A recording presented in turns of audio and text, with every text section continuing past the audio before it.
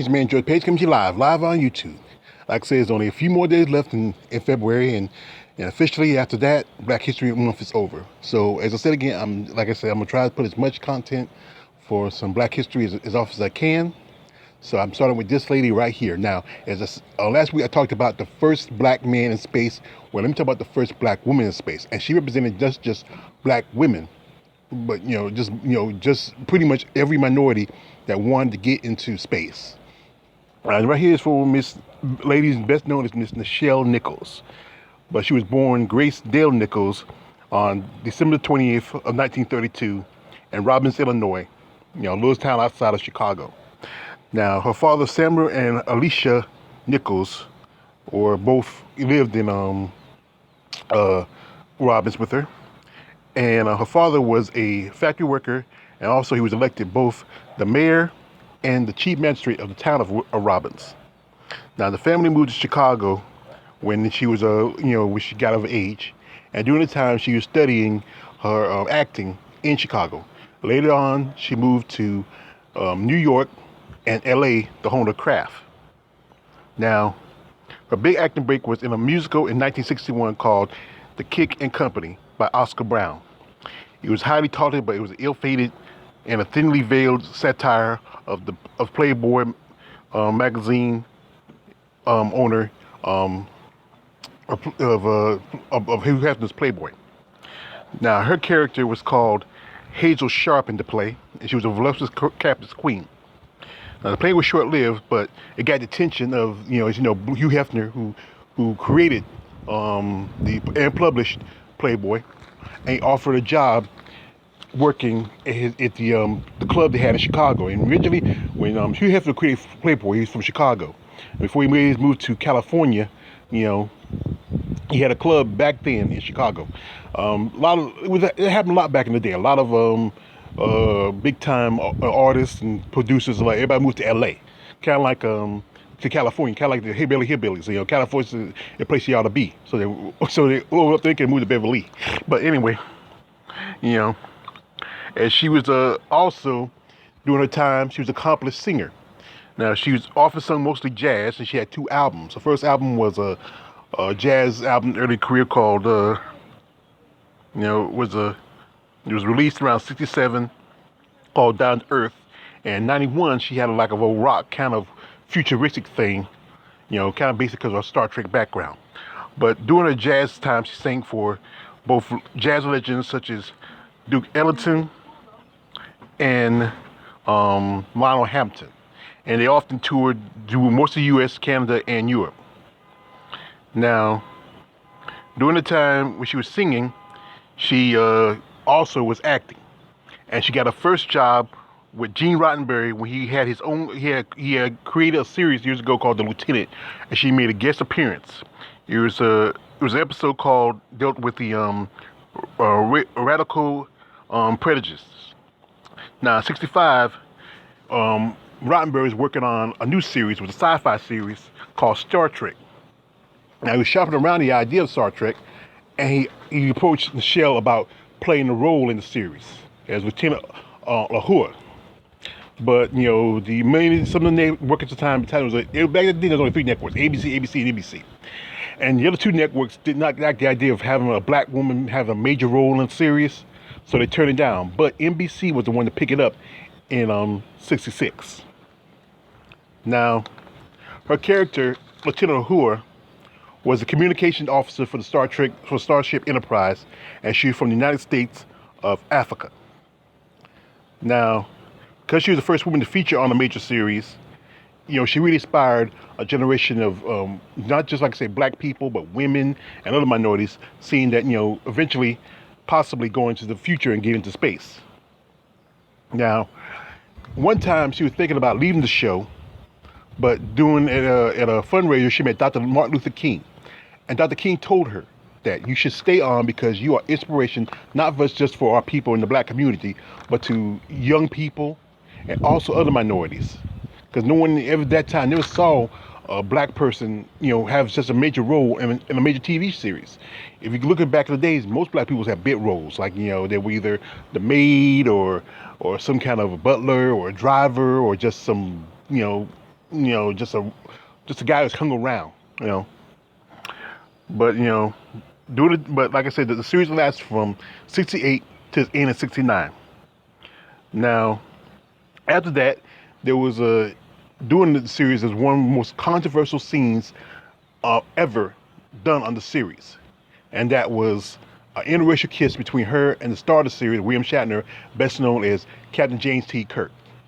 Now they didn't want to do the kiss. They saw it was there be some backlash from people, especially how back then those like there were still early stages of the civil rights movement. There was a lot of like issues like you had the Black Panthers, a lot of still some racial divide and segregation was still exist back then. But they went ahead and did the kiss, and some feel there was some backlash from it, but there wasn't. They were surprised that people like the show so much that they can live with a kiss. Even Nichelle also sung a couple of times on the show, and she was a great singer. Now, after the series ended, she appeared in some small roles in TV shows and movies, and also she did a black exploitation movie called Truck Turner, and that starred the late Isaac Hayes and Yaphet Kotto, and she played a madam, and she was the foul mouth madam. I saw that movie many years ago, you know, and also after that, in the good part of the '80s, she did 6 of the Star Trek original movies, from 1 through 6, and she played Commander Uhura. Now she got as far as she got as commander. She get captain. Sulu got to be a captain, but she can get to become a captain. But throughout her career, she did also some voiceover work for several popular shows like The Simpsons, Futurama, Gargoyles, and Batman the Animated Series. And she also was in some movies such as Snow Dogs with Cuba Gooding Jr. And she also did some other TV series like Heroes, and she even played on the daytime soap opera Young and the Restless, where she played the mother to the late Christoph St. John's character of Neil. What was the last name? Was it Neil? I forgot his last name. I just remember it. But remember he was the guy who was Omar Shamar Moore's brother. Now, in the '70s, after the series ended, she was working with NASA, and NASA has a sort of has an agenda was to get more people of minorities and women into the NASA program, and because of that, she inspired a generation of female astronauts, counting one most notably the late Sally Ride, who was the first woman to get in space, and also another lady by the name of Colonel Bluford, the first black female astronaut. Now, the late another astronaut who said that Nichols inspired him to become to get into the space exploration was the late Steve McNair out of South Carolina. And if you ever heard the name, he was the astronaut who died in the Challenger with a bunch of other astronauts back in the '80s. Now, later on, she did many other things. She had got awards and she was honored and revered. I mean, even today, people still recognize it as a Lieutenant Uhura, just because of Star Trek. Now, February of 29 of 2012, she met President Obama at the Oval Office, and he told her that she was his biggest crush when he was coming up as a kid. And that's a good thing to hear from somebody like the president telling you that, hey, I had a crush on you. And like I say, this picture right now, oh my God, and even though she's in her 80s, she's still an attractive woman for her age, But she has been filled with some illness. She just where I heard recently, she has early stages of dementia. So right now she's cutting back on doing any more appearances. So that's a sad thing because I can tell you from her standpoint, my mother, she has early stages of dementia, and sometimes it's hard to see somebody you know and love just kind of just falling apart on you.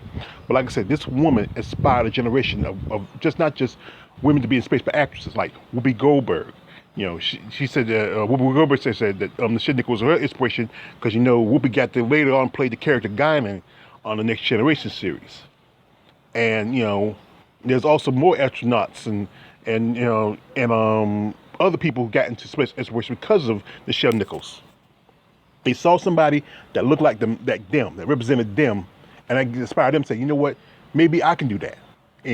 and that's what made her great. I mean, you had other characters like George Takei on there, who was he was Japanese, and and you had you had Mr. Spock, he was an alien, and you even had a Russian, Walter Kagan, who played Instant Chekhov.